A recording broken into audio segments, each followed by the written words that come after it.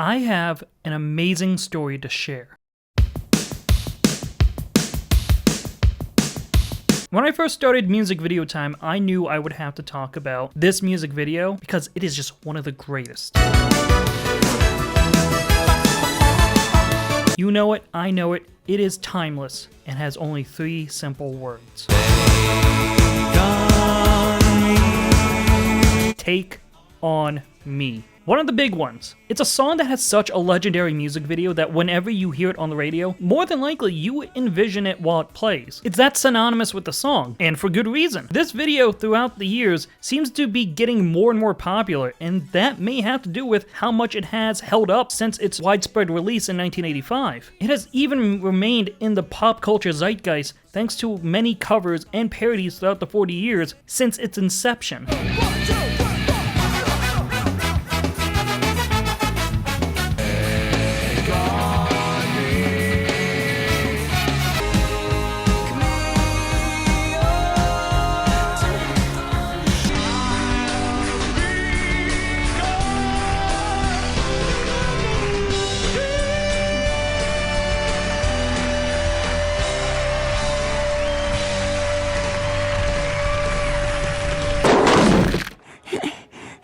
Chris, where have you been? I don't know! Historically, a-ha's Take On Me is one of the prime examples of how a music video can catapult an artist's career in the 1980s, as well as getting a #1 hit thanks to having one of the most played videos on MTV. So with just this being perfect material to talk about, you would think this is a softball of a topic. The history about how a well-animated music video was made and how it catapulted an unknown act from the shadows in the spotlight. Simple enough, eh? Here's the thing, this music video, as iconic and influential as it is for future music videos to come, should not exist. a-ha should never have had a worldwide mega hit where they hit #1 in multiple charts, including the United States. From what I've researched about Take On Me's video, having hunted high and low for every single bit about our subject, everything was against them when it came to getting the song made. From money issues to production decisions that caused delay and quality issues. Even given all these setbacks, this band was given something you rarely see in the music industry. A second chance. What do I mean by that? Stick around because I have a hell of a history lesson to present you, because we are going to be talking about the multiple attempts to perfect Take On Me that will lead to an all-time classic from a little-known band from Oslo. It brings me such great joy to say this, as it is once again music video time, and we are finally taking on the history of a-ha's Take On Me. I am confused because your English is English and you are Norwegian. Does everyone speak English in Norway? What do you mean? Just to clarify something in my intro, when I say that a-ha got a second chance in the music industry, I mean for a specific moment, and also for a catch-all for the times they had to retool the song over the years. Because the story behind the making of Take On Me begins way before the formation of a-ha was ever thought up, and this is vital to explain how the music video gets made. And it all starts in Oslo, Norway, and 2 future stars. This is Paul. My name is Paul. What's your name in Norwegian, Max? Yeah, come on. Magne Furholmen. Great, yeah. 10-year-old Paul and 12-year-old Mag had ambitions to make music. Having performed in multiple bands and playing multiple instruments, they wanted to become professional. They eventually became part of a band named Bridges. While this band would perform live and even make an album in 1980, the band wouldn't really go anywhere and dissolve in 1981. What's important about this time period is that 15-year-old Paul and 16-year-old Mags had composed a song called Miss Erie.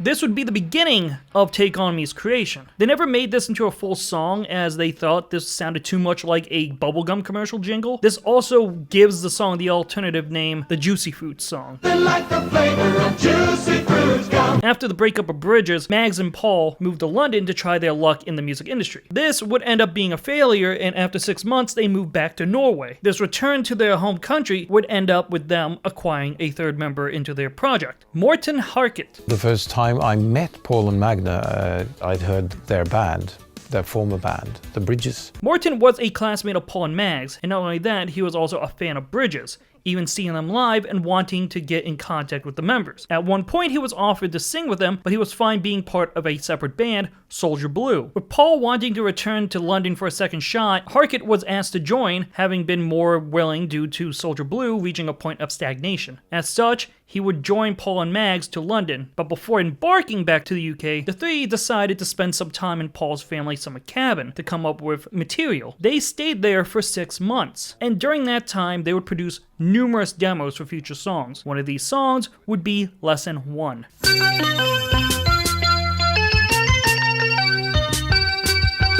This was the prototype to Take On Me.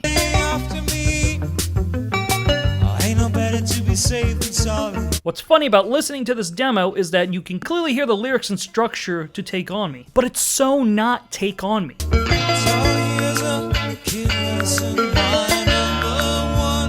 And that results in a whiplash in terms of expectations. Not to mention this one part in the song.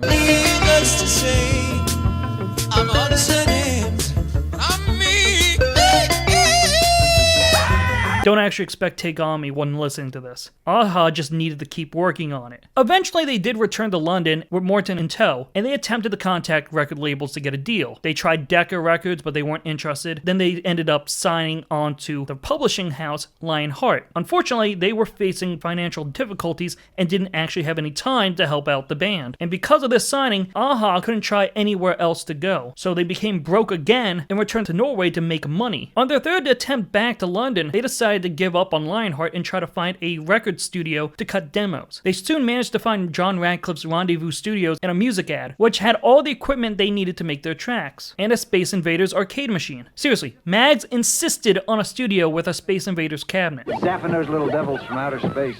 It's fun! And after 5 days, they managed to only make 2 songs, which surprised Radcliffe on the lack of output. But once he heard their sound, he became invested in the band. And so with the help from Radcliffe, they met Terry Slater, who was impressed with their music, and thus he and Radcliffe would become Aha's managers. And in doing so, they helped secure a deal with Warner Brothers, who offered them an advance of £125,000. The band was ready to work on their debut album, which would be Hunting High and Low. Let's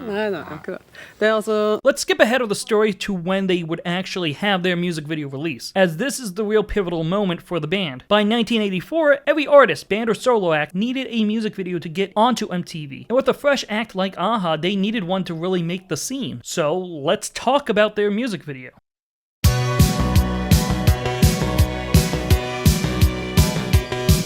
Let's talk about this.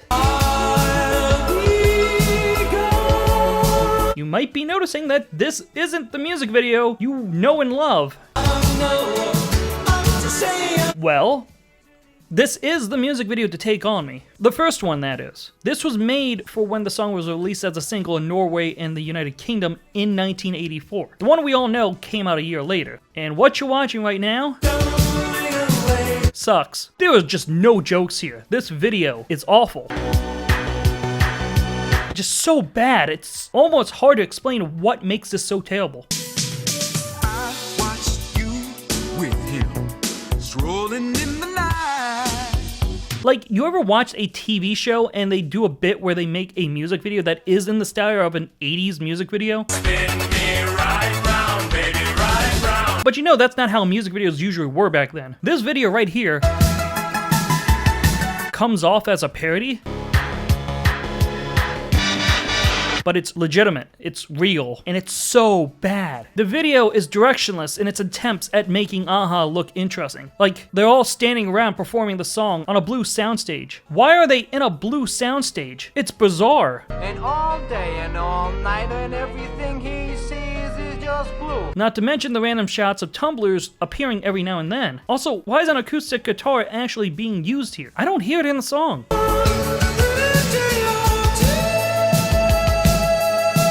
What the hell is Morton wearing? Even crazier than how much crap this video is the bits and pieces we do know about the video. First off, this video is named the blue version. Take a wild guess why. And everything is blue for for him and himself and everybody around. Apparently, and I'm taking this from Aha's own website, the original idea for the video was to have Aha sing in front of a large crowd to very young female fans. Young female fans? You mean like underage girls? Ew! Dude! What the fuck? Aha were reportedly appalled at the idea and refused to make this video, which is why we're stuck with them being in a blue void. Another fact of this video is that we don't know who directed this. On their website, they listed the director as unknown. Yeah, imagine that. Not even the band or anyone involved knows who directed this clunker. Maybe they do, and they want to hide the identity to save them from embarrassment. Yeah, the first video, you know, we had no control. We just kind of showed up and tried to do as good as we can, and it sort of looks that way. I could keep going on and on about how much crap this video is, but Mags himself would comment on the quality of this video in the evergreen I Want My MTV book. Simply put, Mags called it a horrendous piece of work.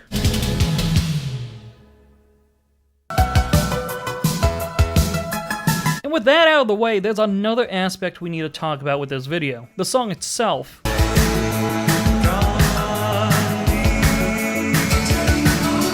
Not only is this not the video we all know, but neither is the song.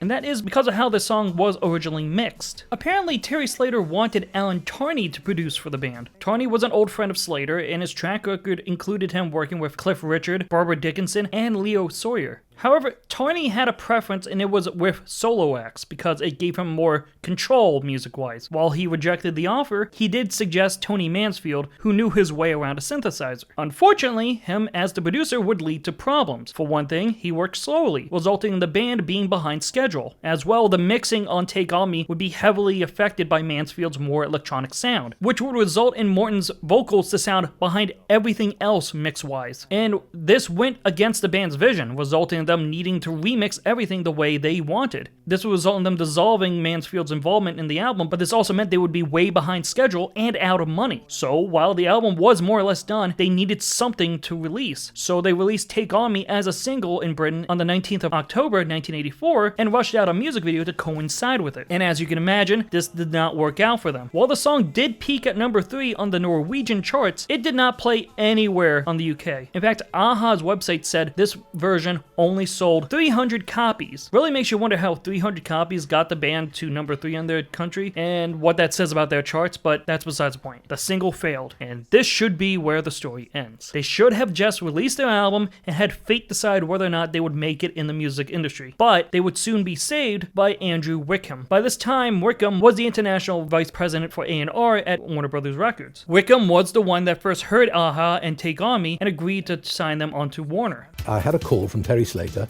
saying, look, I've got this band, they're from Norway, would you come and see them? After the failure of the song, they went back and asked if they could get another chance to re-record the single. And Wickham allowed it, and this time around, Alan Tarney was the producer. And using the demo that got the band their Warner contract, Tarney was able to make a version that was better. And Paul and myself worked on it to find the ideal sound, which we did. And that is the sound you hear on that record, and I think it's just so perfect for that record. With that, they would release the song again into England, where it would flop one more time. Are you kidding me? Fuck! Okay, what happened this time? Well, the London offices weren't keen on the American offices interfering with their acts, so they decided not to support the song. Because you know, that makes sense. At this point, the stress of this song flopping, not once but twice, got to everyone. John Radcliffe divorced his wife, became a pill popper, and started drinking. Tony Mansfield himself had a mental breakdown, and Aha had to take some time off from it all. But eventually, they will receive word from Warner Brothers US that they had become top priority in the label. Their company believed in Aha and wanted them to succeed. And for them to succeed, they first needed one thing to get them a hit, and that would be in the form of a music video. And this is where they would get a champion behind them for the rest of the story. Can I just go bum bum bum bum bum bum bum bum bum bum bum bum bum bum bum? I can't even. I should do that. Jeff Ayeroff. If there was a man you needed to be with you in your corner for music in the 1980s, Ayeroff was your man. Jeff Ayeroff certainly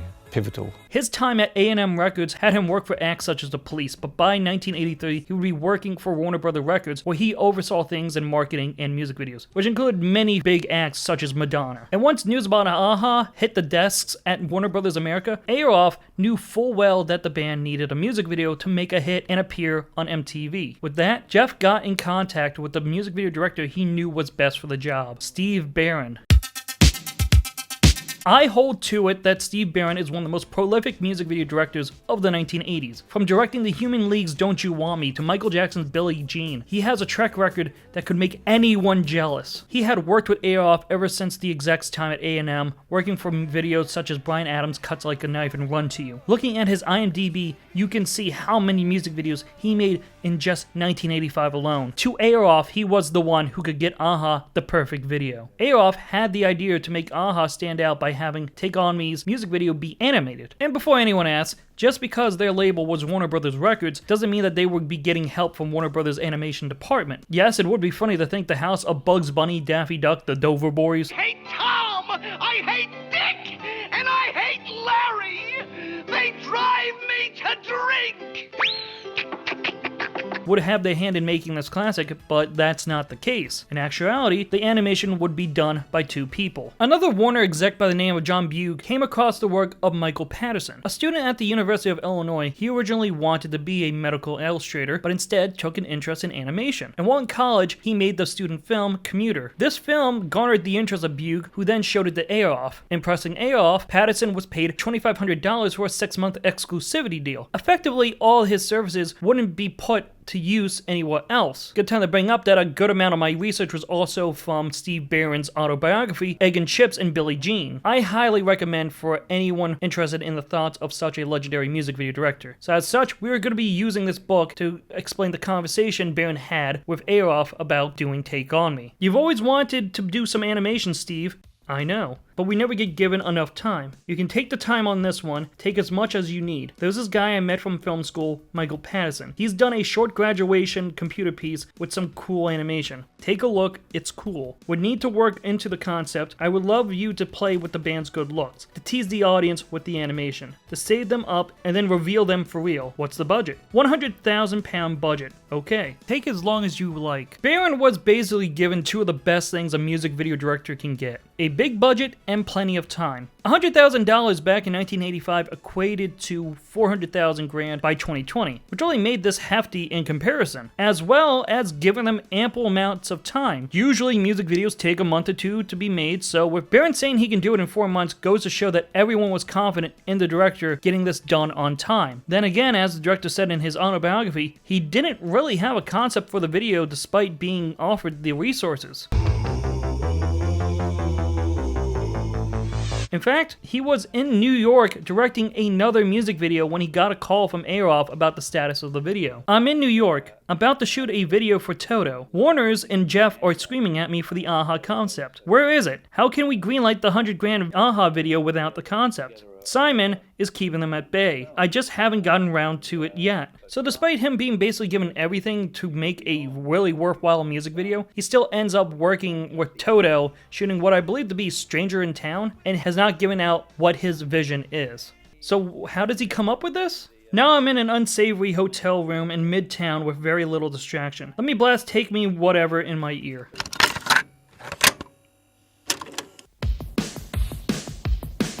Now, Barron did not have an idea of what exactly to shoot, but he did always want to make an animated video. He was a fan of cartoons for years, citing the works of Disney and comics like Desperate Dan and the Bash Street Kids. But the biggest influence he had to shoot this video came from the comic book TV 21. Originally known as TV Century 21, this British comic book was mostly known for publishing comics related to Jerry and Sylvia Anderson's TV shows. You know, like Thunderbirds, Captain Scarlet, Stingray, Supercar, Joe 90. It lasted from 1965 to 1971, but that comic book left a particular impression on a young Barron that would stick with him into adulthood. In particular, a street race. There was a particular comic story that stuck in my mind, probably as a 6-year-old. A race. A race between motorcycle sidecar rivals, goodies and baddies. Baddies trying to scupper the goodies further up the track. Loose rocks on a bridge, skullduggery. Yeah, animation and comic books are where I'm at my happiest. An image starts to form.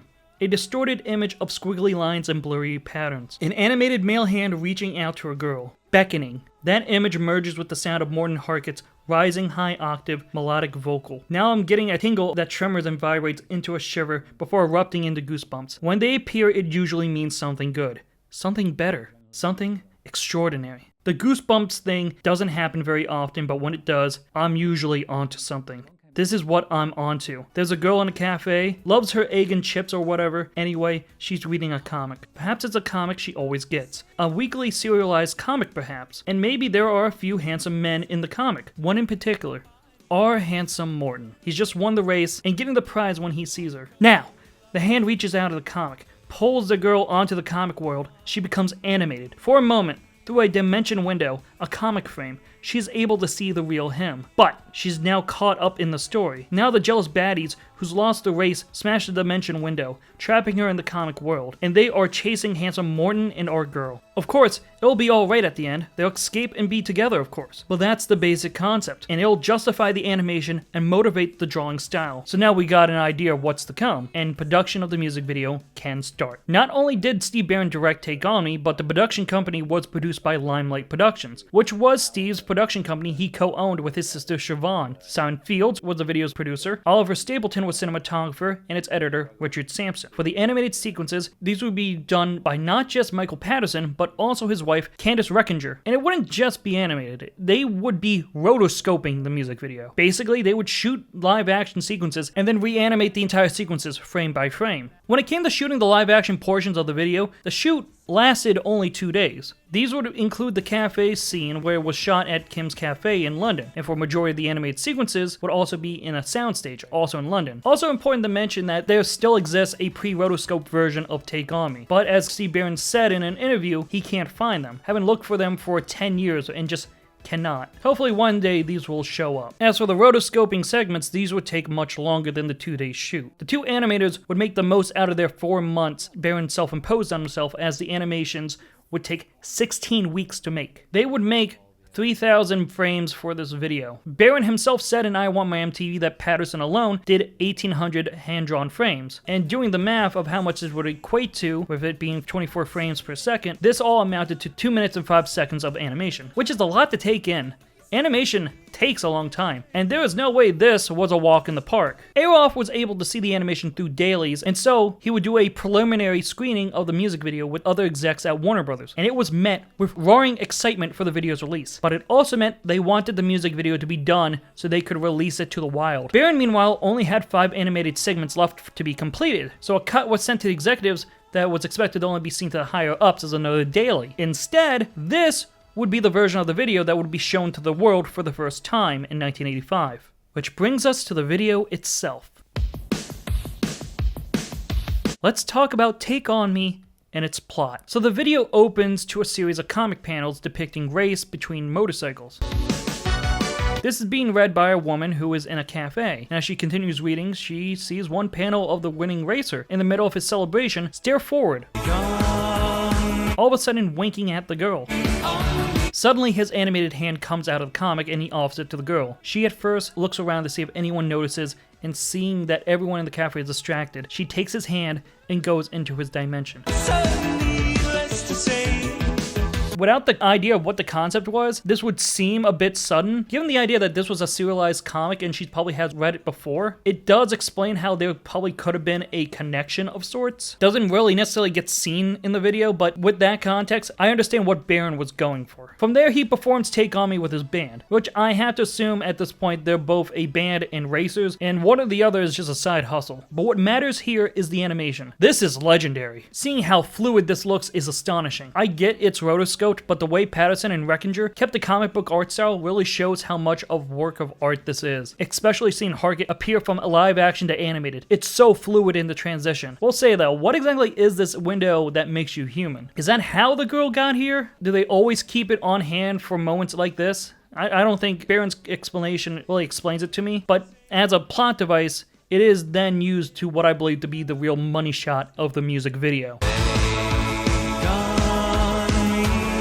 That panning of the camera to have the girl go from live action to animated and Harket vice versa is an amazing creative choice. This video is great on its own, but this moment had to blow everyone's mind back in 1985. Doing all this, the waitress in the real world, thinking the girl left without paying, takes the comic book and throws it away. Meanwhile, in the animated world, the racers that lost to Harkett appear with a wrench. They smash the window, and after a brief fight, the two leads run from the bad guys. Unfortunately, they end up at a dead end. As the bad guys get closer, Harkett makes an exit for the girl and has her leave, leaving himself behind to hold the others off. And I gotta point out a funny editing choice during this dramatic sequence. Even while these bad guys are coming with a deadly weapon and the male lead is trying to make the ultimate sacrifice, I can't help but cutting to Paul smiling and playing his guitar was a really goofy choice. The band members are just playing the song while their other member and his new girl are about to be beaten to death.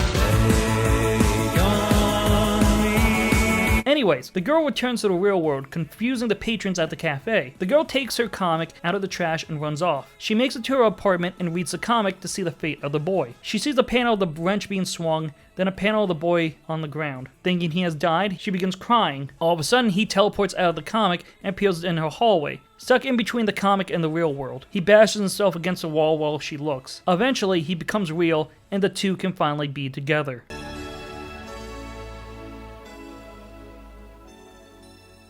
Do want to mention that this ending was inspired by a movie I did not expect to have inspired this at all. In the basement of one of the country's leading medical schools, Dr. Edward Jessup, candidate for a Nobel Prize, is conducting the most dangerous experiment in the history of science. And the subject of the experiment is himself.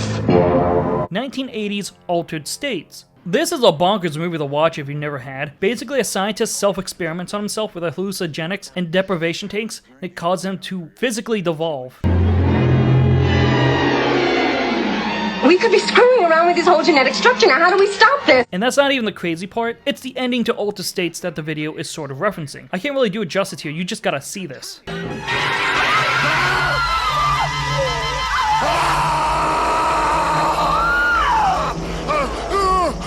Would you believe that the same screenwriter also wrote Marty and Network? Under a pseudonym, but the point still remains. Shame he died a year later. Anyways, good movie. Back to the music video. Honestly, the story is rather simple when describing it. I mean, it's a 4-minute music video. I'm not expecting it to be that in-depth. But with that being said, why does this work? And I'm not just talking about the animation alone. It's amazing, and so is the song. But everything clicks here. The editing, the direction. Heck, it has legitimately good acting throughout. And Baron brings this up in an interview with Yahoo that they use actors in their video, which wasn't really as common as you would think. Usually they went after models, but no, they have actual actors, such as Alfie Curtis as one of the bad guys in the video. Which leads us to talk about the female lead herself. This was the actual seat I was sitting in, I think. The girl was played by Bunty Bailey. She was a dancer for the dance group Hot Gossip before pursuing acting, and I do think she did a good job in her role as the love interest. Perhaps too good. Now, Take On Me is a love song through and through, so the music video would have to also be about love, which is why we see a relationship between a woman and her comic book love. And it feels so realistic and natural, which makes sense, because after the end of the music video, Bunty and Morton would date. Yeah. The two leads got into a relationship after their 2-day shoot together. Don't they have sex, the two pencil-drawn characters? Don't they get a bit jiggy Not with on it? camera. Not on camera, no. Back to Steve Barron's autobiography. Bunty Bailey is the girl because she's got big eyes and the right spirit, and because she's a dancer and moves well in everything. And everything needs to be shot for real, even the bits that will be animated later. My mentor and the guy who taught me discipline and diligence as a clapper loader, Peter Mack, is behind the camera. He tracks along. Hold her hand on the next take, Morton. He gives me a posy, slightly coy, this is a bit embarrassing grin. He doesn't seem to be posy, I don't think. He just comes across that way. It's almost like he's doing an Elvis, I'm too cool for school thing in his leather jacket and jeans. Most people wouldn't get away with that. Somehow Morton's Nordicness allows it. He takes Bunty's hand awkwardly, like he hasn't done this many times, like he has no clear idea how to hold it professionally or personally, like an eager teenager, younger than his years certainly. We need a few more takes to make this walk less awkward. Change the film, adjust things, they go back to the start mark, roll film, hold hands, and again, it's the 5th take. We cut the camera. It was better, but not perfect. They are still holding hands as I tell them we need to do it again. Perhaps subconsciously, perhaps not, they're still holding hands as they walk back to their start mark. Now, this is a great fact about Take On Me. However, this doesn't last for long as they would break up a year later. In fact, a-ha's website said that Bunty left Morton for Billy Idol. Hard to get relief. Guess she heard Rebel yell and wanted more.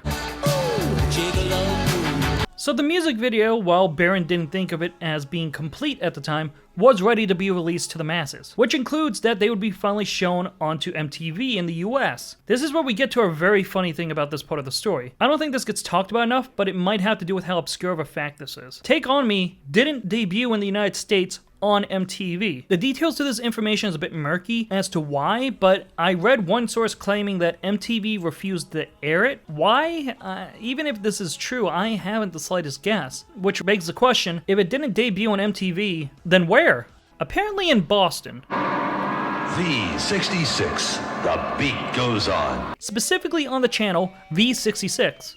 We're on television. Good morning. This was a UHF TV station that went on the air on February 12, 1985. They were a music video channel, so they played a bunch of local music videos as well as music videos that either were or weren't being played on MTV. This included Take On Me. There's a documentary about the history of this channel called Life on the V, the story of V66. It was released in 2014 and I recommend it for people interested in the history of this channel and its short lifespan. V66 was clearly instrumental in this market and in New England in breaking AHA. I don't know exactly when V66 first showed the video or how long they did. What I do know is by the end of 1985, this video would end up being one of the 10 most requested videos on the channel that year, along with other hits such as the local band Till Tuesday's Voices Carry and established artists such as Aerosmith, Bruce Springsteen, and Dire Straits. Very shortly after V66 started programming it, we're getting reports of people walking to record stores looking for that record. And I believe with this local success, it did catch the attention of MTV to finally have them play the video, as Take On Me would make its first appearance on the channel for the week of May 22nd, 1985. And this would begin the video's residency on the channel. Because when I say that this video played on MTV for the longest time, I mean it planted itself on the channel well. When it first appeared on MTV, it only had light rotation. Probably got like at least 7 plays that week. By the second week, it was listed as a breakout on MTV, which is putting it lightly if you ask me. Now keep in mind that Take On Me as a song wouldn't be released as a single in the US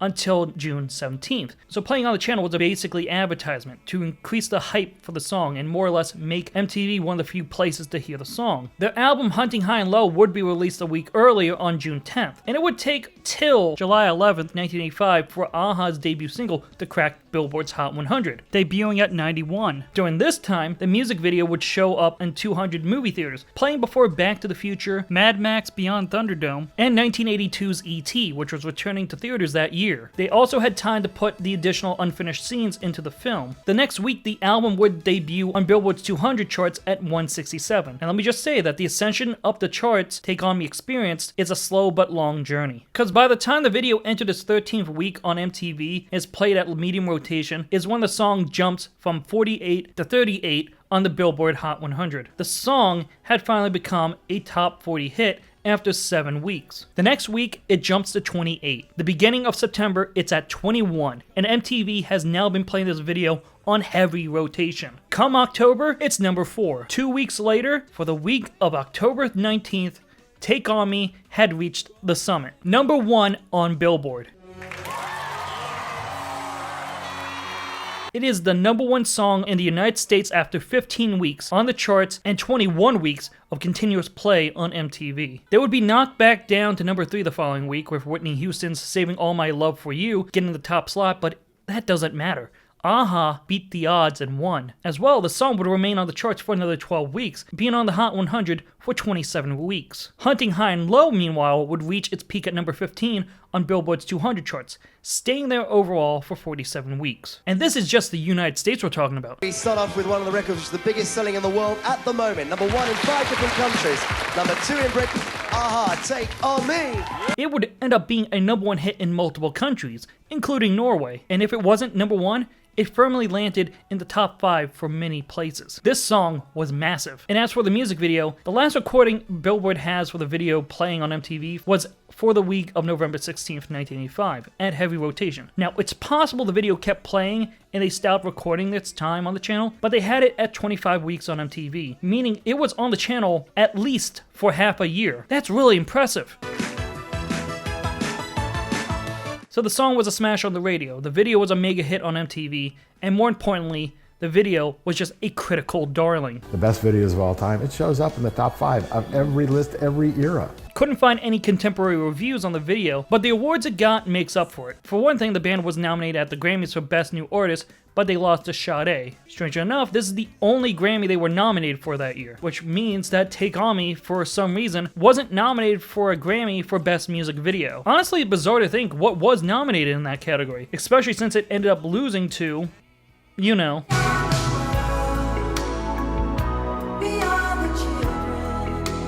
At Billboard's 7th Annual Music Video Conference, it won 7 awards that night. Best Overall Video, Best Direction, Best Innovative Video, Best Conceptual Video, Best Special Effects, Best New Artist, and Best Editing. And the first annual International Music and Media Conference would have it win Best Video Clip, but lose Best Special Effects to Peter Gabriel's Sledgehammer. So does that mean Sledgehammer lost Best Music Video to Take On Me? In that context, that's kind of crazy. Right now, it's an MTV feature presentation. Which leads us to the big one. 1986's MTV Video Music Awards. 1986 MTV Video Music Awards. So rip that knob off. a-ha would be nominated for 11 awards that night, 8 of which would be for Take On Me, including Video of the Year. a-ha.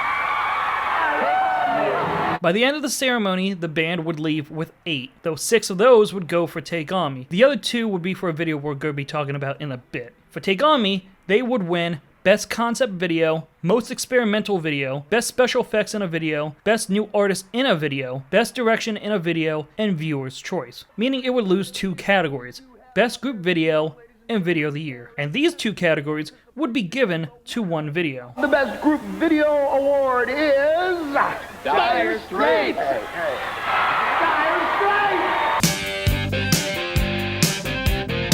Yep, time to talk about this. Dire Straits' Money for Nothing would also be nominated for 11 videos, but would only end up taking home those 2 awards, which would be the ones a-ha lost, and especially the top prize. Where does this one go? Bookends, man. Cool bookends. And the differences between the 2 videos are obvious. They're 2 animated music videos pitting against each other, one being hand-drawn, and the other being computer animated. But here's the funny thing about these 2 videos. Steve Barron directed both. Stephen Barron for a-ha. Stephen Barron for Dire Straits, Money for Nothing. Really funny to think that 2 of the most famous music videos ever directed was by one person in the same year. Even Jeff Aroff was the one who wanted Barron to get Dire Straits' Mark Knopfler to sign off on the video's concept. Now, I've talked about the history behind Money for Nothing in its own session of Music Video Time. Makes you wonder why I talked about that before Take On Me, but it's worth mentioning that over the years, Barron would compare the 2 videos retrospectively, as he said in an interview with Vulture. Conceptually and also production-wise, Money for Nothing never quite got finished. It worked for what it was, but the idea wasn't fully fleshed out. Whereas a-ha's felt like a more rounded, more satisfying beginning, middle, and end. Personally speaking, I do like Money for Nothing's video, and I think the song is awesome. But I do think Take On Me is the better video and should have won. In fact, I would say, if I were to rank the nominees that year, Talking Heads' Road to Nowhere would have gotten 2nd place in my choice, and Money for Nothing would be at 3rd. Look at that, look at that. That being said, I would in a way agree with Dire Straits getting the top prize. It was a huge achievement in animation, and it was also a song about MTV. Play the guitar on the MTV. Of course, the channel would give the award to a group that would stroke the ego, even though that's not what the song is about. If you ask me, Money for Nothing is the video of 1985. Take On Me, meanwhile, that video is timeless. Like, yes, it looks very 80s, but this video holds up so well. The way I see it, it could have been made at any time. 1985, 1986, 1990s, 2000s, 2010s, yesterday, it holds up so well and it's so beautiful. The 4K restoration they released on YouTube, which included the completed animated segments, as well as adding sound effects in the video, helps drive home how well it looks. But even then, it is one of the most impressive music videos ever made, and it still holds up 40 years later. And from the looks of it, it will continue to for years to come. But we're not quite done yet, because now we gotta talk about the sequel to Take On Me, kind of. The follow-up single to Take On Me in the US is The Sun Always Shines on TV.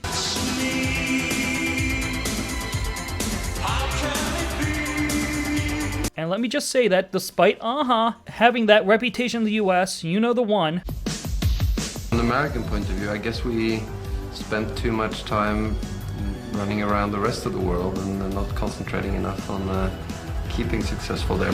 They are not a one-hit wonder. You probably don't hear Sun Always Shines on your terrestrial radio these days, but it was a hit song. It peaked at number 20 on the Hot 100, making a 2-hit band in the US. Not a one-hit wonder. Repeat after me, is not a one-hit wonder. One more time, is not a one-hit wonder. Alright, with the song's video, also directed by Steve Barron, it starts with a conclusion. This time around, we got the two leads in Take On Me being outside. All of a sudden, the boy becomes a cartoon again, and he runs off as the girl is upset by what just happened. The end. What the hell is that? The rest of the video isn't like this. The band appears in a church performing in front of mannequins. Also, this is the video that won 2 other awards at the VMAs. So what the hell was that beginning? I have absolutely no clue why this video starts with such a downer, let alone taking away the happy ending Take On Me has. Was this meant to be the original ending to Take On Me? I don't think so. I looked all over the production history of this video and came up with nothing. Even Steve Barron's autobiography doesn't mention this at all. So I don't know what they were thinking about this decision. Maybe it had to do with them not wanting to be known as the animation band. Steve Barron mentions that in I Want My MTV. While the band loved the video, they wanted to be known as a band with a great body of work. Not known for one video. Oops, I guess. Bigger oops, considering that their 4th single, Train of Thought, was also animated.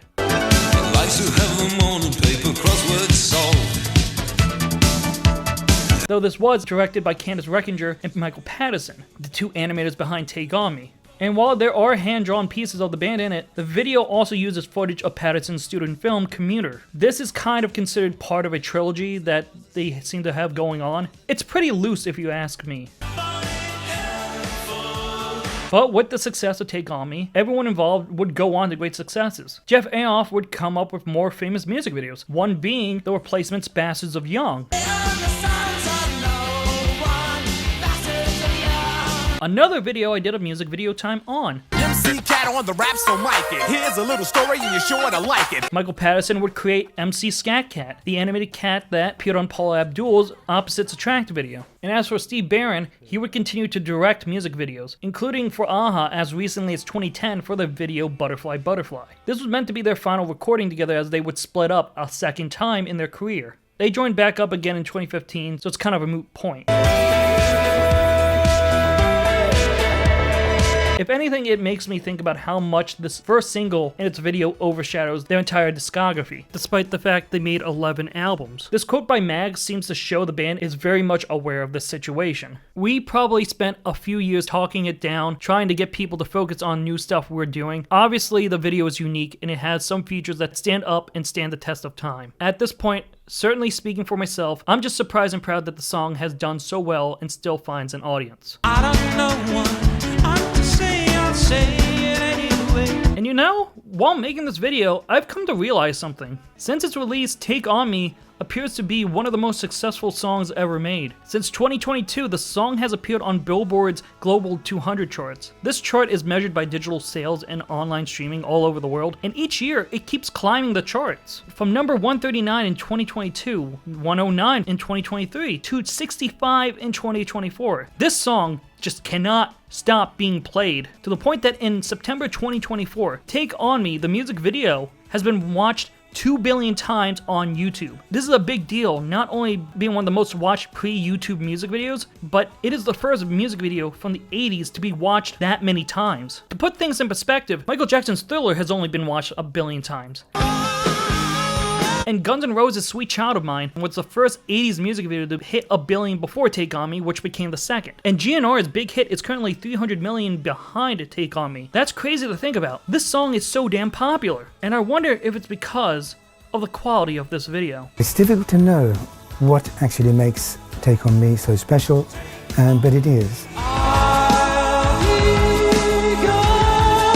I absolutely love Take On Me as a song and music video. The effort of the band, the record execs who believed in the song, the director, the animators who hand-drawn the video, and anyone else involved needs to be applauded. This is one of the few examples where I would say this is a perfect music video. I have no complaints, no notes. It's just a music video that holds up so well that there are a select few videos that I would view to be better than it. I hold this video to that high of a regard. And the fact they had such an atrocious first attempt is a true miracle, that they got a second shot that changed the game in music videos. Not only is this one of the greatest music videos of all time, but its influence continues decades on, due to how memorable and iconic it has become. If anything else, Take On Me was an aha moment for music videos. Thanks for your time.